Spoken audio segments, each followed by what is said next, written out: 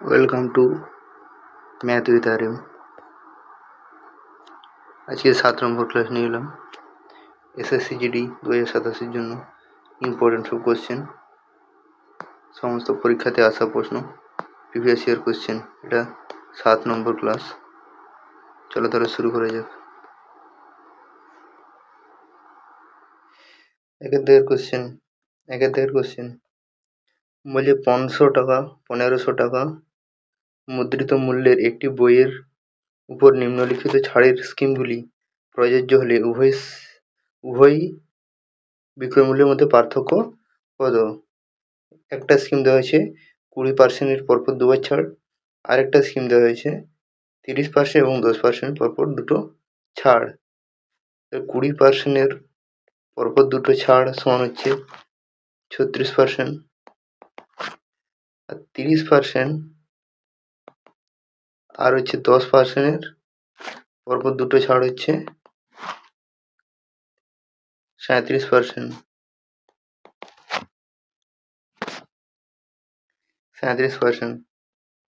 তাহলে কি বলবো, 1500 থেকে 36% যদি বাদ যায়, যদি 36% ডিসকাউন্ট দেওয়া হয় তাহলে পুরো থাকছে 64/100, এটা সমান হবে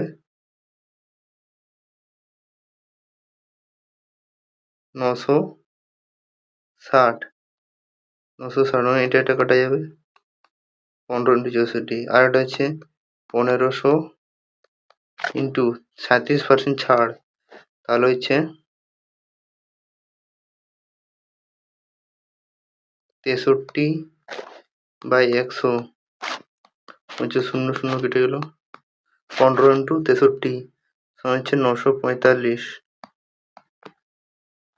কি বলেছে? বিক্রয় মূল্যের পার্থক্য। প্রথম বিক্রয় মূল্য হচ্ছে 960, আরেকটা বিক্রয় মূল্য হচ্ছে 945। এটা বিয়োগ করলে হচ্ছে 15, তাহলে উত্তর হবে 15। দুটো বিক্রয় মূল্যের পার্থক্য হচ্ছে 15। উত্তর হবে অপশন ডি হচ্ছে সঠিক উত্তর। 2 এর দাগের প্রশ্ন বলছে 26, 8, 11 এবং 13 দ্বারা বিভাজ্য ক্ষুদ্রতম স্বাভাবিক সংখ্যাটি কত? 4টি সংখ্যা দেওয়া আছে। এটা হচ্ছে 1144, এটা হচ্ছে 1201, এটা হচ্ছে 1126, এটা হচ্ছে 1082।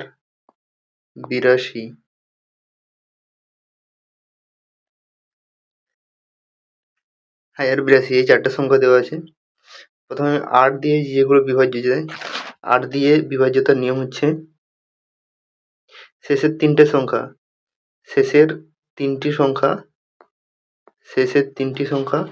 0 অথবা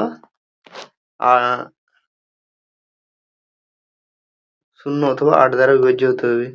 8 দ্বারা বিভাজ্য হতে হবে।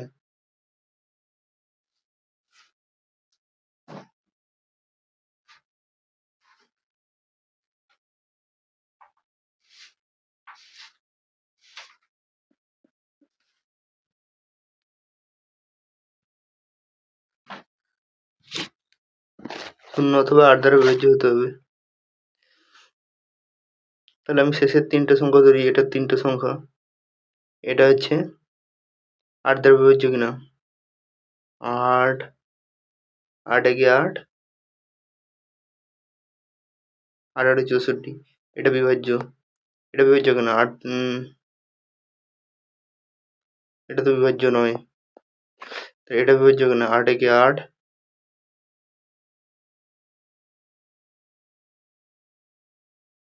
এটাও বিভাজ্য না। 8 একে 8, 8 8 8 একে 8, এটাও বিভাজ্য নয়।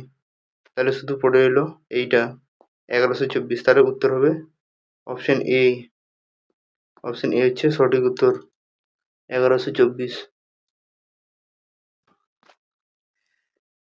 3 নম্বর কোশ্চেন বলছে সচিন 152টি হবে 152টি 152টি চেয়ার বিক্রি করেছে এবং 52টি চেয়ারের বিক্রয় মূল্যের সমান লাভ হয়েছে, তাহলে তার শতকরা লাভ কত? একটি চেয়ারের দাম আমি x ধরলাম, তাহলে 152টি চেয়ারের দাম হচ্ছে 152x। একটি চেয়ারের বিক্রয় মূল্য মানে সেলিং প্রাইস x টাকা, x ধরলাম, আর 152টি হচ্ছে 152x, তাহলে 52টির হবে 52x, এটা হচ্ছে এসপি সেলিং প্রাইস। তাহলে করব 52x বাই 152, সরি এখানে ক্রয় মূল্যটাও বের করতে হবে। 152x মাইনাস 52x সমান হচ্ছে 100x, এটা হচ্ছে এসপি, এসপি মানে সিপি, এটা হচ্ছে সিপি। তাহলে 52x বাই 100x ইন্টু 100 সমান হবে 100 x কেটে গেলো, 100 কেটে গেলো, 52, তাহলে 52% হচ্ছে শতকরা লাভ। উত্তর হবে অপশন এ, অপশন এ হচ্ছে সঠিক উত্তর। 4 দাগের প্রশ্ন বলছে পরপর 3 মাসে জ্বালানির দাম 55%, 10% এবং 20% হ্রাস পেয়েছে, কিন্তু চতুর্থ মাসে তা হচ্ছে 65% হচ্ছে বৃদ্ধি পেয়েছে। তাহলে চতুর্থ মাসে জ্বালানির দাম এটির মূল দামের তুলনায় কত শতাংশ বৃদ্ধি বা হ্রাস পেয়েছে? আমি জ্বালানির দাম x টাকা ধরলাম, প্রথম মাসে বলছে 55% হ্রাস পেয়েছে, তাহলে 45 বাই 100 গুণিত 10%, তারপরে তাহলে 90 বাই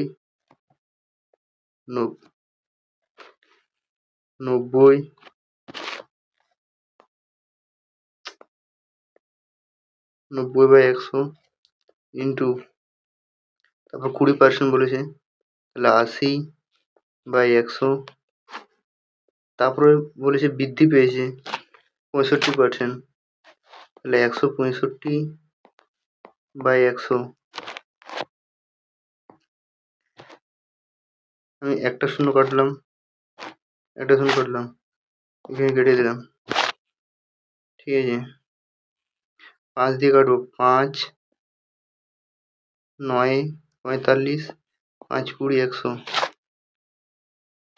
और 5 দিয়ে 5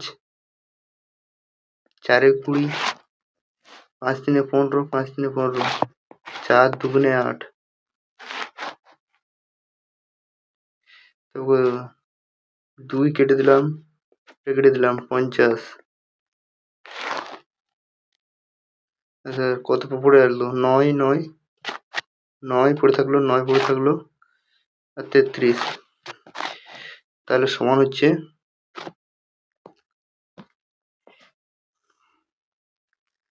9 ইন্টু 9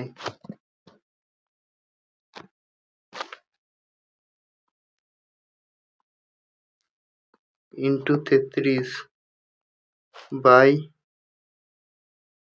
100 ইন্টু 50 সমান হবে 5000, 9 9 81 আর 33, 81 আর 33 গুণ করলে কত হচ্ছে? 2673,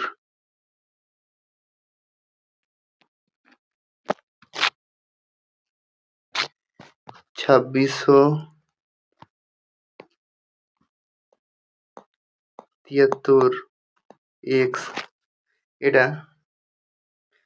তারপর হচ্ছে বলছে মূল দামের তুলনায় কত, তাহলে করবো 2673 x by 5000 into 1/x into 100,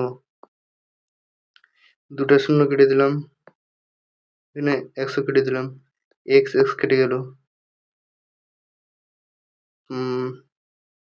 2673 কে 50 দিয়ে ভাগ করলে হবে সমান হবে 53.46। 53.46, এটাকে 100 থেকে বাদ দিয়ে দাও। 100 মাইনাস 53.46, তাহলে সমান হবে 46.54। এটাই হচ্ছে সঠিক উত্তর। 46.54 হ্রাস পেয়েছে। তাহলে অপশন বি হচ্ছে সঠিক উত্তর।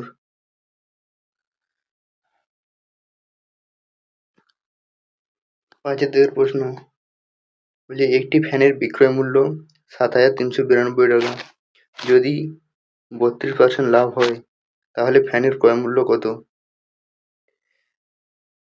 32% মানে 132। 132-এর মান হচ্ছে 7,392। 1% মান বের করতে হবে, তাহলে 132 দিয়ে ভাগ করবো। 7,392 বাই 132 গুণিত 100।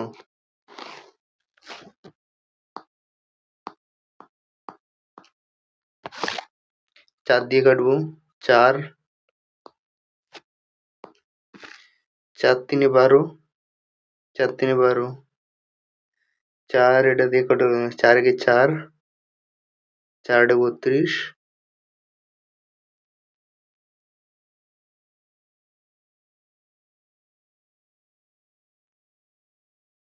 4 6,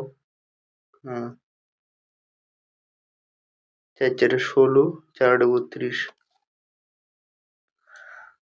তবে 11 দিয়ে 11 দিয়ে কাটবো। 11 3 33। এটা 11 দিয়ে কাটলে 11 কে 11। 11 6 66।